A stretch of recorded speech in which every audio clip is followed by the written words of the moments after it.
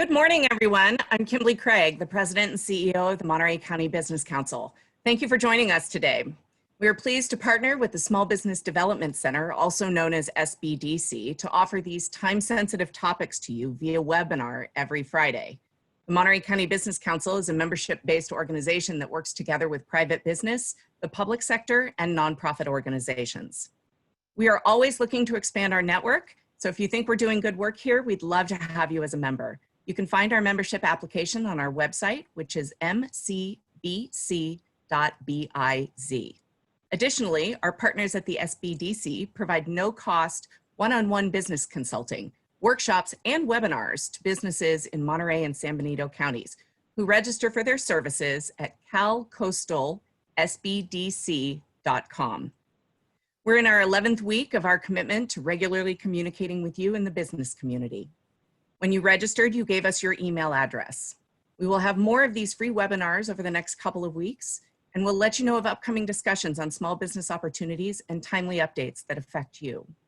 I do want to thank our partners, the SBDC, the City of Salinas, and the County of Monterey, as well as the U.S. Small Business Administration and the California Governor's Office of Business and Economic Development. Additionally, I have to give my weekly shout out to Luis Alvarez of Alvarez Technology Group.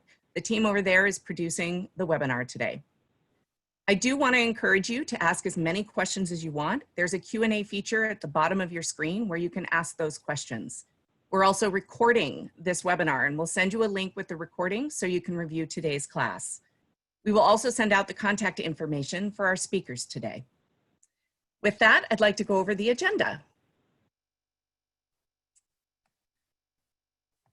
Today we have Agnes Lulada, the nursing director, and Yvonne Garcia and Flora Silva, the staff nurses at Salinas Valley Memorial Healthcare Systems and the RN Outreach Program. They're going to be talking to you about standards for work in COVID training. And we have Michelle Torres, the environmental health specialist from the Monterey County Health Department. She's going to be talking about food safety education. And the Q&A section will be moderated by several staff members from Monterey County Business Council, as well as Cindy Merzon, the director of Cal Coastal Small Business Development Center. And with that, I'd like to welcome Agnes Lulada, the nursing director, and Yvonne Garcia and Flora Silva from the RN Outreach Program. Welcome, ladies. Thank you for having us this morning. We are here to talk about our Ag Outreach Program that we've ran for the last 2 months. And today I have with me Flora Silva and Ivana Garcia, who are 2 of the 4 nurses, our core team that provided education for over 10,000 individuals in the ag community. And we've also serviced 15 ag companies since April. So with that, I will leave it to Flora to discuss the topics that we've educated on with the ag community.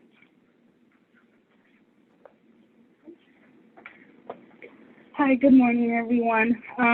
So as Agnes mentioned, we discussed about COVID to the ag community, and we start off our presentation by talking about the mode of transmission. We described that it's transmitted through respiratory droplets when an infected person coughs, sneezes, or through saliva. We emphasize the importance of masking. We did let them know that they can either use a cloth mask or any type of facial covering as long as it covers their nose and their mouth, kind of like using a handkerchief or even the disposable ones. We also emphasize the importance of social distancing when they're at work, when they go out to stores, and when they're on their lunch breaks, and hand washing for a minimum of 20 seconds. Or using hand sanitizers if that's not available. We let them know any ways they can stay safe at work, what to do when returning home to their families from work. We did explain to them that it's best to go home, take their clothes off, put them in the dirty hamper, and shower immediately before, doing anything they need to do at home. We did go over signs and symptoms of COVID-19. And we have the most revised ones from the CDC. We identify high-risk groups, those that are 65 years and older, anybody with heart conditions, asthma, diabetes. We explain to them what they can do if someone is presumed positive. We recommend if they are showing symptoms to get tested. If not, we let them know about the community testing where they do not need to be showing symptoms. And we let them know that it's important to self-quarantine at home if they are presumed positive for about 14 days. We do talk about community resources and alternative housing through Growers Shippers Association. They are providing housing at hotels for ag workers that can't self-quarantine at home. On our flyer, we do have hospital resources. We do have hotlines where they can call 7 days a week. They are bilingual nurses, and they can ask us any questions, or if they want to know what to do if they're showing symptoms or have come into contact with someone positive. If you go to the next slide, it will show here that we also allow time after our presentation for any questions that the group has. We also let them know that we can answer their questions one-on-one. Some do have more personable questions, so we stick around for those. We do provide them with a handout of the signs and symptoms provided by the CDC. And on there, on the next slide, you'll see we have in English and Spanish one. It has the most common signs and symptoms. And at the very bottom of the flyers where we have the numbers for the county health department and the hotlines at CHOMP, Memorial Hospital in Natividad. And then on the next slide is where we provide them with the alternative community testing sites. It has the addresses for Salinas, Greenfield, Watsonville, and Hollister. And we let them know that they do not need to be showing symptoms, and they'll just need to call or use the website to make an appointment for, calm their nerves, or if they're having symptoms, they can get tested.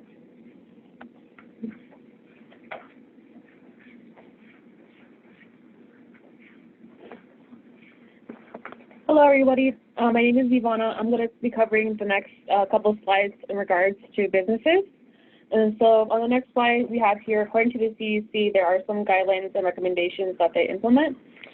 So just promotion of frequent hand washing, like Floyd has mentioned, usually before and after lunch and breaks, when in contact with heavily filled areas.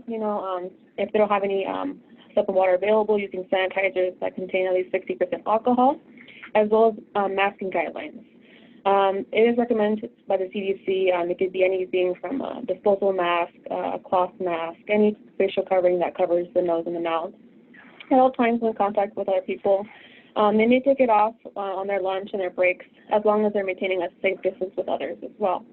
And that's something we have seen in other companies as in cubicle spaces or in places where it might be difficult to social distance. There has been modifications to this to layout, as in creating more of a distance between cubicle spaces, or having a protective barrier, as in plastic barrier in between cubicles, as well as having a common sanitation area. For example, if there's a desk allocated for cleaning supplies, so one may clean their desk before and after work, or if they feel like it's been soiled, they have an area where they're able to get cleaning supplies and then return it back once they're done cleaning their desk as well. Recommendations as well is promoting masking and social distancing. So just having flyers all around the workplace of, encouraging hand washing, masking, proper masking, also as well as sometimes having little markers on the floor to signify how far is 6 feet. In common areas, like maybe a copier or in the break room, there has been reduced amount of chairs in a meeting conference room to facilitate the social distancing as well. One thing we also have seen, and CDC also recommends, is staying home and well sick.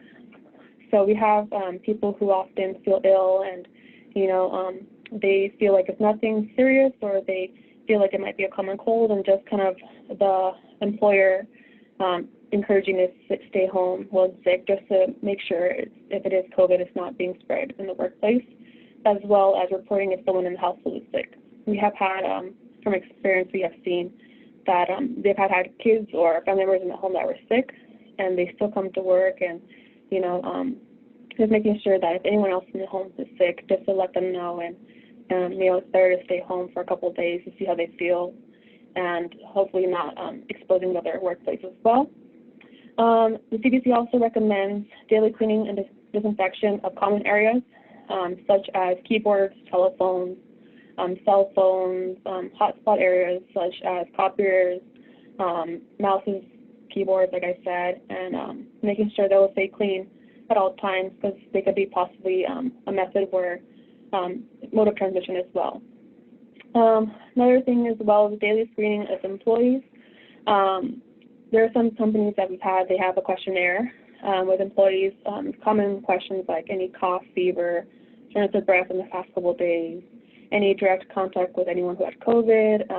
Some of them optional is taking temperatures when they come to work, and it depends on tailoring it to your business or what your work environment is like, as well as taking also a physical observation, kind of seeing how the employee appears. If they look really sick and they're saying that they feel fine, it's something to take in consideration. That maybe, we'll just have you step aside. We'll, kind of on a personal basis, kind of see the situation.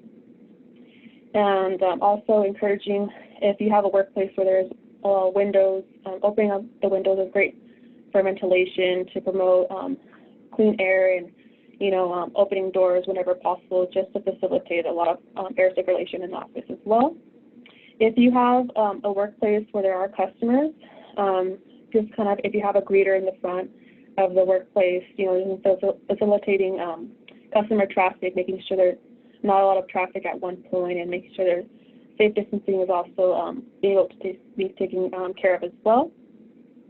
I know, like I mentioned earlier, there has been some places where they're installing physical barriers like plastic dividers and cashiers, if they work in cubicle spaces in between cubicles, just where they feel like the 6 feet is not it's not possible, or it's very hard to achieve due to the work environment. They have those also like partitions or plastic barriers to help facilitate the prevention of spread through that as well. Also, like I mentioned, the taping around the workplace to identify how far is 6 feet, and make those markers so people can practice the social distancing as well. If you see on the next slide, we have masking. So on this one, there could be examples of signage you could have in your office, in the break room, where people can see the do's and don'ts. It makes it very simple. Make sure you can read through it, and also it has good things to practice. Less than 2 years old is not recommended because they're not able to verbalize if they cannot breathe, and it's with kids it's hard to keep them on as well. But under 2 years old, it's not recommended for them to wear any face coverings. And as well as other page on the same slide is how to wear a face covering, and as well as they have some easy methods of how to make your face covering at home, whether it's from an old T-shirt or handkerchief as well. On the next slide, we're covering the topic of gloves. I know there has been a couple of questions regarding gloves, when to use gloves, when not to use gloves. According to the CDC, as well as I've read on OSHA, gloves are usually commonly recommended for harsh chemicals, so during cleaning those hard surfaces, while disinfecting, and being in contact with heavily filled areas. Gloves are recommended, and recommended, or as in if you are caring for someone who is ill or has been in contact with something that an ill person has touched, as in anything, bodily fluids, you could use gloves. But they don't really recommend gloves as in stores, like using the ATM, shopping carts. I believe that is because we have a lot of people who are cross-contaminating with the gloves. In the stores, we often see them touch the ATM machine, but also touch their face, their eyes, their mouth. So it's best if you are in the store or they're touching the ATM, just having a sanitizer available just to facilitate once you touch a contaminated surface, you're cleaning your hands as soon as possible after as well. But depending on workplace, you could tailor it to what you feel like maybe it was a little bit more of a high-risk sold area, you can wear gloves. And as long as using the gloves correctly, there's no right or wrong thing per se. As long as you're not contaminating, it's a good thing to wear gloves if you can. On the last page we have here, the CDC also has a worker protection toolkit. So this is made easy for workplaces to, whether or not if they're able or they have the proper policies in place to open up again. I know my mom, she has a salon herself, and I helped her meet the guidelines she had to reopen, whether it was, having her clients wait in their car, sanitizing between clients, and she will call them in when it's time for them to come in, having a sanitation station, alcohol stations for the customers, as well as implementing safe distance, as well as a possible protective shield if she was to be in close contact with waxing or color dye, as well as different implementations that the CDC has, as well as OSHA has on their website to help facilitate a safe environment to reopen as well. And I think that's it for me. Thank you so much.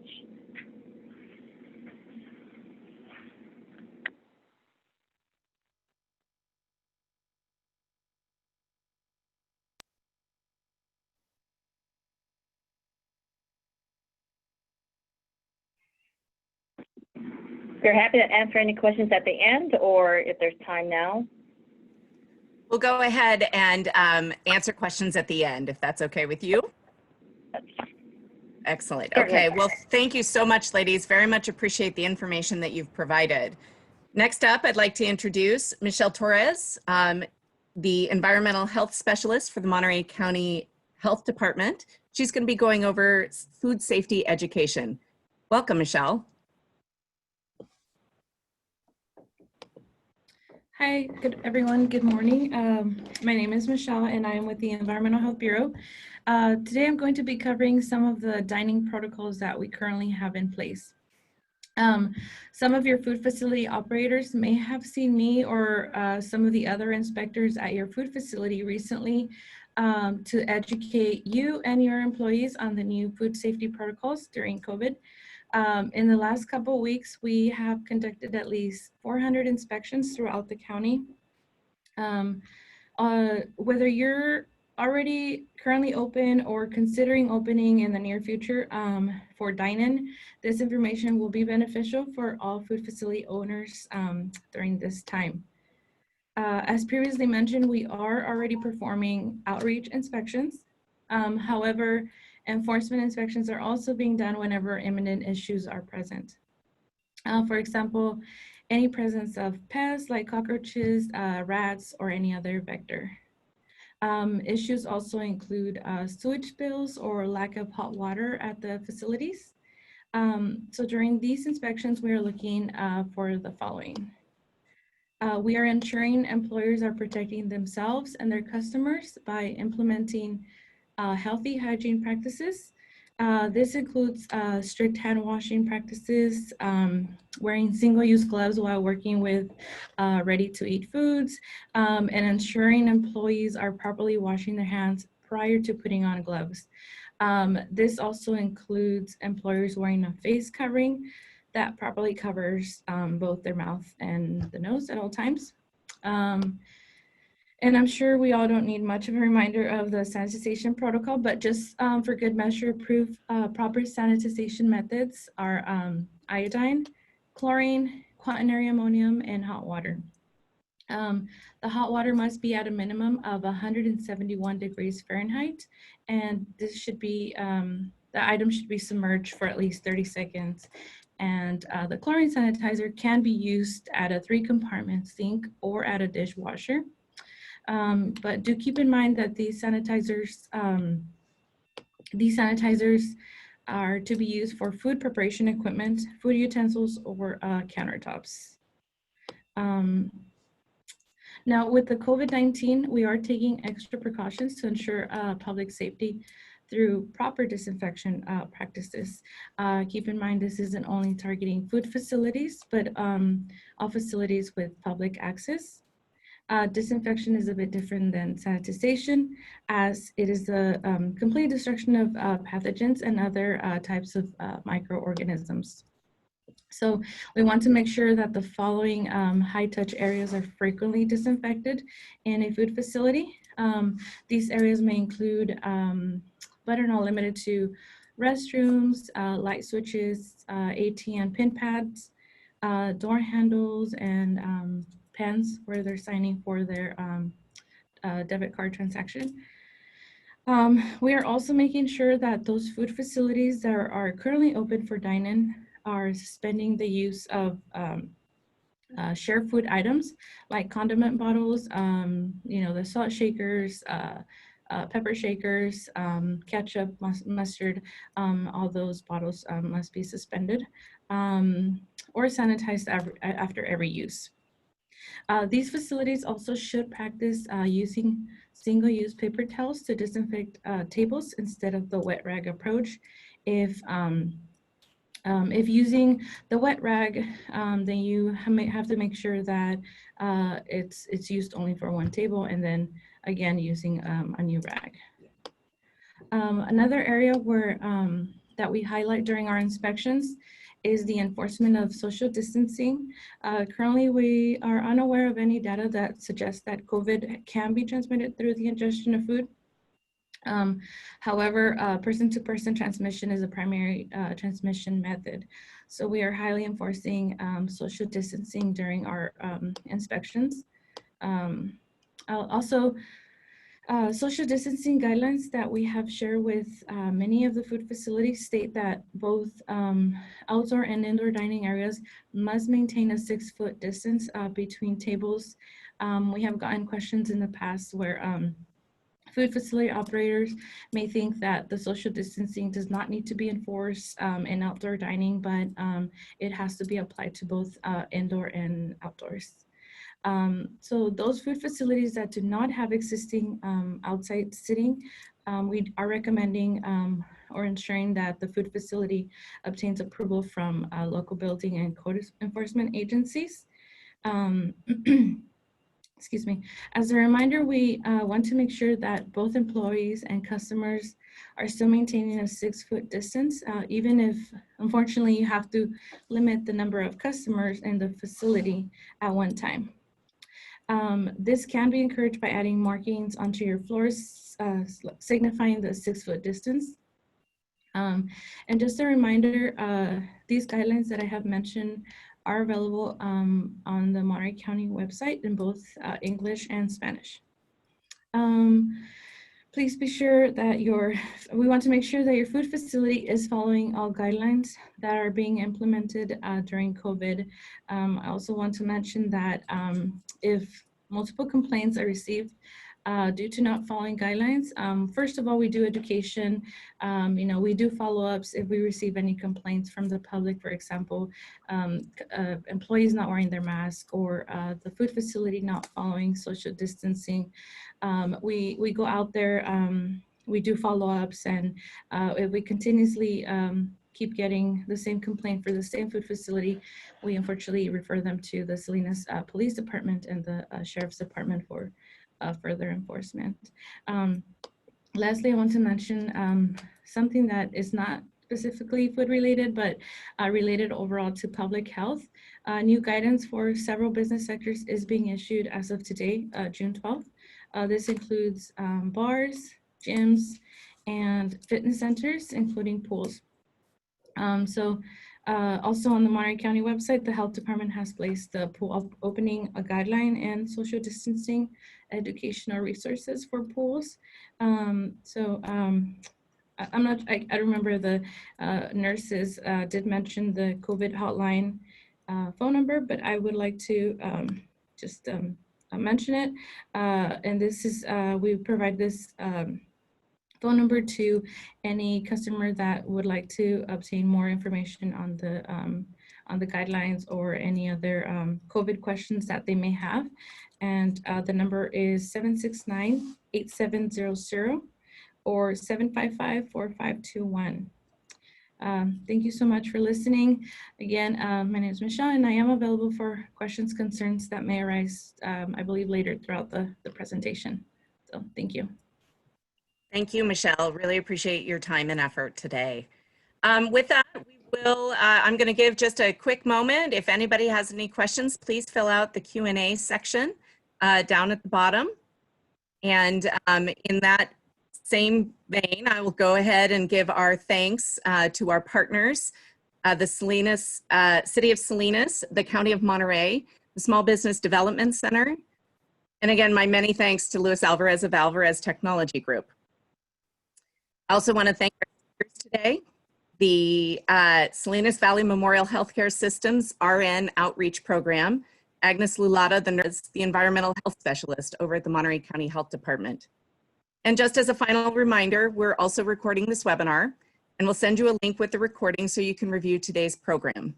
We will also send out the contact information for the offices of our speakers today. Thanks so much for joining us, and we hope you have a great weekend. Take care.